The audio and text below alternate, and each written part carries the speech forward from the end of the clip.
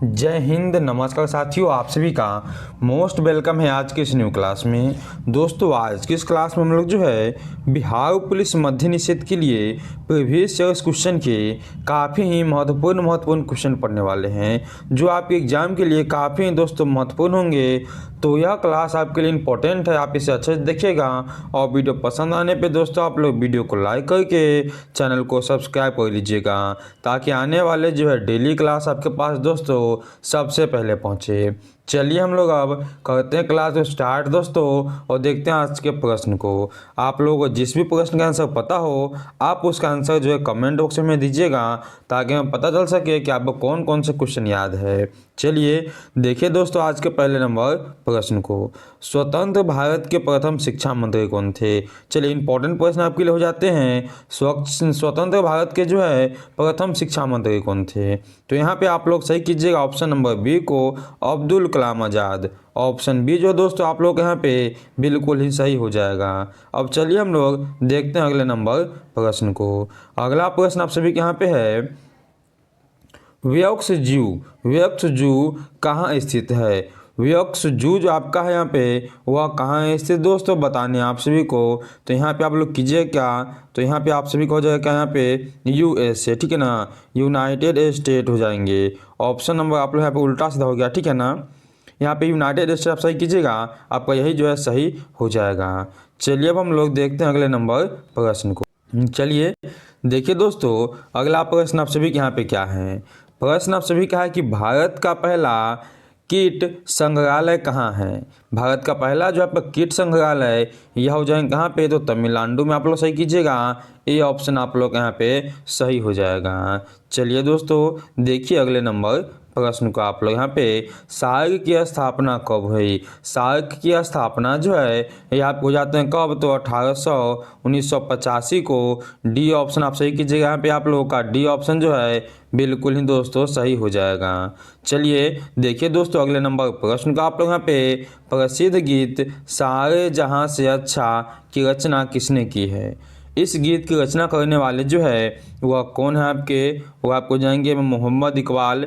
D option को आप लोग सही कीजिएगा, आपका डी ऑप्शन जो है बिल्कुल ही सही हो जाएगा। चलिए दोस्तों अब देखिए आप लोग यहाँ पे अगले नंबर प्रश्न को।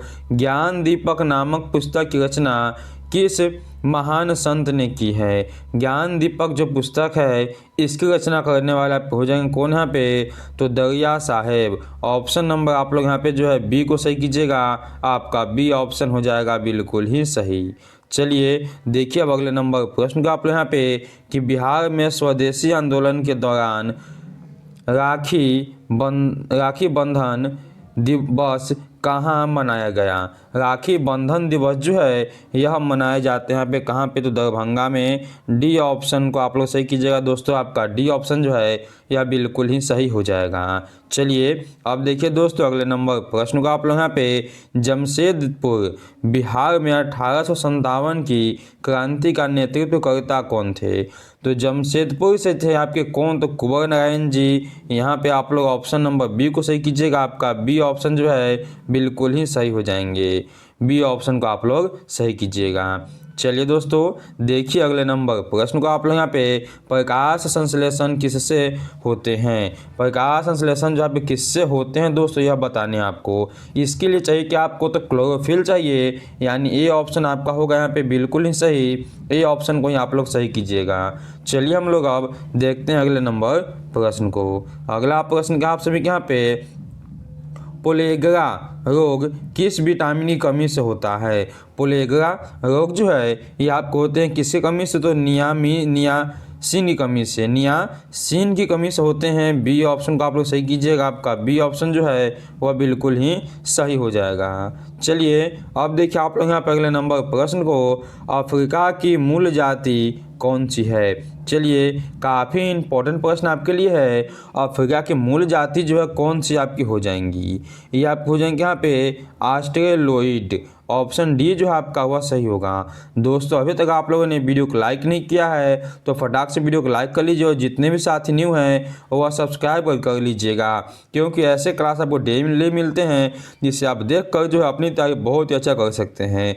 तो चलिए हम लोग अगला प्रश्न को देखते हैं। चलिए अब देखिए अगले नंबर प्रश्न को आप लोग यहाँ पे, ब्लीचिंग पाउडर का रासायनिक सूत्र क्या है।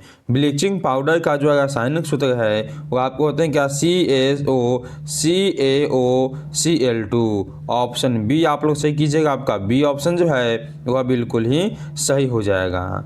चलिए दोस्तों अब देखिए आप लोग यहाँ पर अगले नंबर प्रश्न को, अगला प्रश्न क्या आपसे भी यहाँ पे, नाइट्रोजन गैस के अणु में निम्न अवंध होते हैं। नाइट्रोजन और जो गैस है इसमें अवंध कौन से होते हैं। यहाँ पे आपको हो जाएंगे यहाँ पे त्रिसहसंयोजन अवंध। डी ऑप्शन को आप लोग सही कीजिएगा, आपका डी ऑप्शन हो जाएगा सही।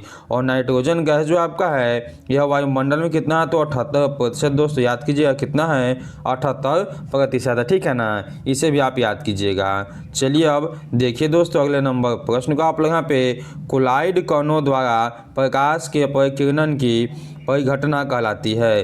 कोलाइड कणों द्वारा जो है प्रकाश के परिकिरणन की घटना जो है दोस्तों यह क्या कहलाती है, बतानी है आप सभी को। यह कहलाता है क्या आपको, तो टिंडल प्रभाव। ये ऑप्शन को आप लोग सही कीजिएगा, आपका ये ऑप्शन जो है यह बिल्कुल ही यहाँ पे सही हो जाएगा। चलिए अब देखिए दोस्तों अगले प्रश्न को आप लोग यहाँ पे, अंतरिक्ष युग की शुरुआत किस खोज के साथ हुई। अंतरिक्ष युग की शुरुआत आपके होते हैं किसके, तो रॉकेट की खोज के बाद। यहाँ पे आपका जो है हो जाएगा सी ऑप्शन बिल्कुल ही सही, 100% आपका सी ऑप्शन सही हो जाएगा। चलिए दोस्तों अब देखिए आप लोग यहाँ पर अगले नंबर प्रश्न को, एक किरण एक अवतल दर्पण पर आधारित होता है। अगर यह किरण मुख्य अक्ष के समानांतर आती है तो परिवर्तित किरण है। परिवर्तित किरण आपके कहाँ से गुजरेंगी दोस्तों, यह बताने आप सभी को।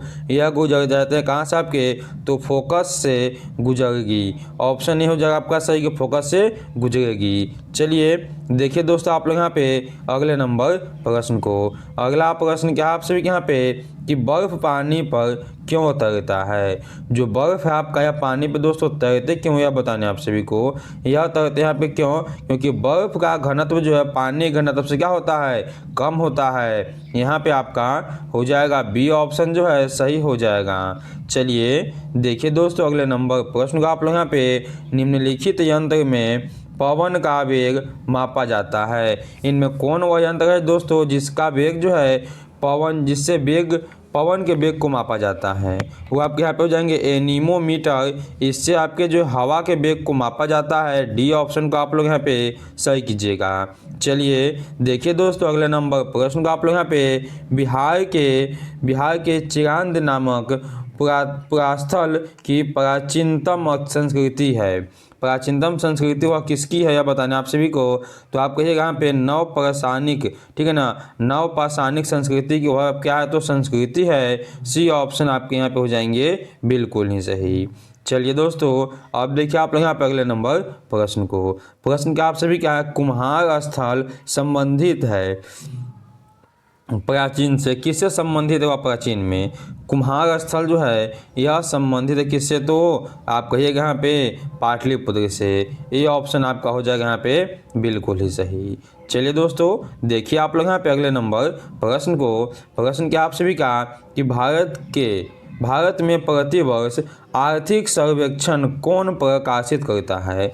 आर्थिक सर्वेक्षण जो है प्रकाशित करने वाले आपके कौन हो जाएंगे यह बताने आप सभी को।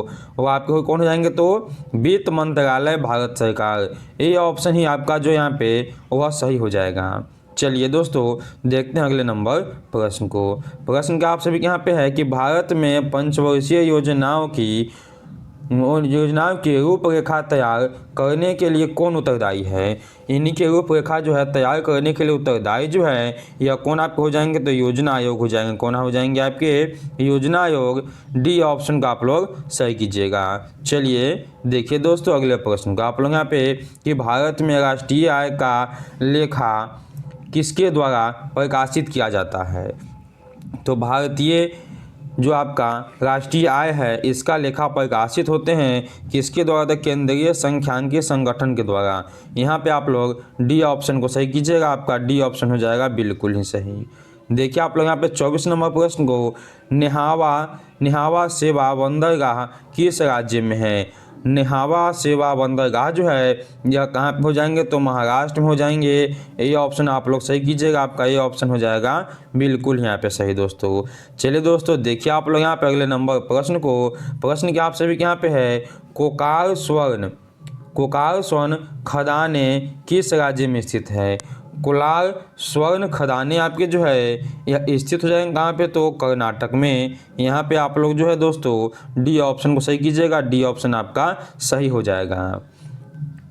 चलिए अब देखिए अगला प्रश्न यहाँ पे कि गंगा के निचले मैदान किस फसल के लिए आदर्श परिस्थिति प्रदान करते हैं, कौन सी फसल के लिए। तो यहाँ पे आप लोग जो है कीजिएगा ऑप्शन ए सही, जूट की फसल के लिए। ये ऑप्शन ही आपका यहाँ पे सही हो जाएगा। अब देखिए आप लोग यहाँ पे दोस्तों अगले नंबर प्रश्न को, प्रश्न क्या आपसे भी क्या है कि गंगा की सहायक नदियों में उत्तर की ओर बहने वाली नदी कौन सी है।